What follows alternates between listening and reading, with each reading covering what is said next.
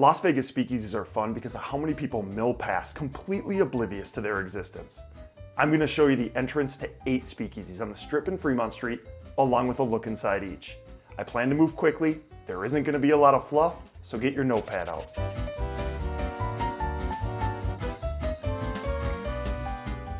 The first 3 speakeasies on the rundown are scattered about the Cosmopolitan, and they each have their own unique character.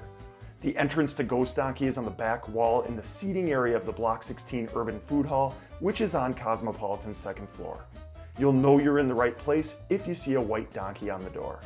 Once inside, it's as though you've teleported to a New York City-style mezcal and tequila lounge that also serves nachos. The decor strategy is on point, with Christmas-style lights hanging from the ceiling, illuminated bottles behind the bar, and even a token donkey. The space is small, and I recommend swinging in right when they open in the afternoon to ensure you can snag a seat. My mezcal old fashioned cost $18 and was fantastic. I've also enjoyed the $19 Pistarolo in the past. A common theme, you can expect to pay around $20 per drink at spots like these, but let me assure you, the drinks are strong and of high quality, and I find them to be a worthy splurge from time to time. The second speakeasy at Cosmopolitan, the Barbershop, is situated on the casino floor near the front of the resort and is concealed by an actual functioning barbershop. The entrance to the speakeasy is through a door labeled janitor in the back corner of that barbershop, and then through a second, much less decorative door. Once inside though, she shines. Notably, this stunning lounge hosts live music acts and even karaoke on a nightly basis, so ensure you look at the events calendar before you plan your visit. The third speakeasy at the Cosmopolitan is my favorite. The ski lodge's entrance can be found on the 2nd floor near the Wicked Spoon Buffet and Superfrico. You'll know you're in the right place if you see a bronze skier on the door. Once inside, you're instantly transported to a snowy mountain retreat, and the decor, which includes bumper stickers, cash with graffiti-style notes scribbled on it, board games stacked next to a fireplace, jackets, skis, and an LED screen behind the bar, just feels authentic. On our recent visit, Ike and I ordered a couple of old fashions, and they doubled as strong and spectacular. In addition to cocktails, the ski lodge serves the odd combination of pizza and s'mores. What I love most about this place though are the bartenders. They are a blast and have made my experience special on each of my visits. If you're only gonna do one speakeasy on the Strip, I say you make it this one.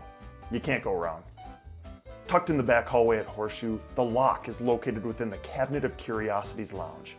You'll want to snag a reservation in advance, which does require a 2-drink minimum. Once you get there, pick up the old-timey phone next to the vault door and let them know you've arrived. You'll then be escorted into a small room with a bajillion safes and skeleton keys hanging from the ceiling, where you need to solve a puzzle to gain entry. Don't worry though, there's an employee there with you to help you if you get confused. There's also a normal-sized door if you don't want to crawl through the tiny hole like Ike and I did.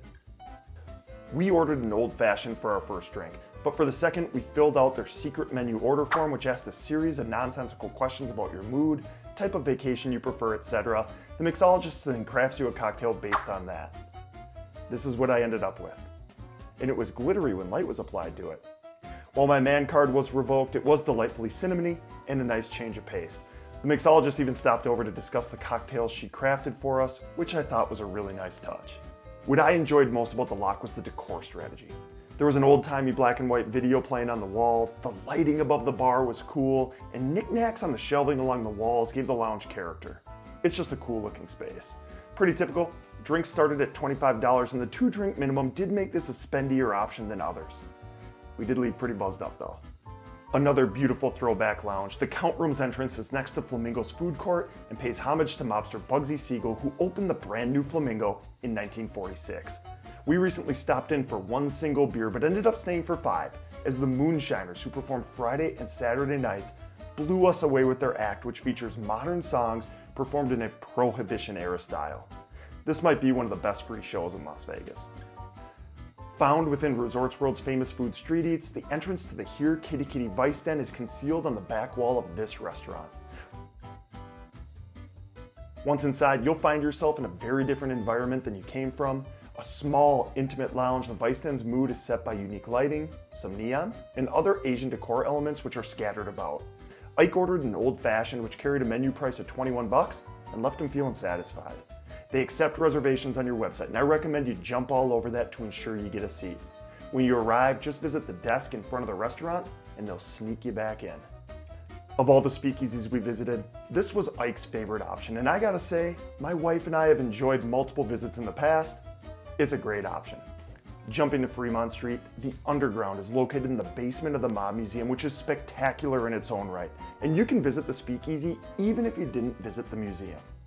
To get in, grab the day's password from the Underground's Instagram page, head to the back right corner of the building, find the barrel, head down the staircase, hit the buzzer, and share the password.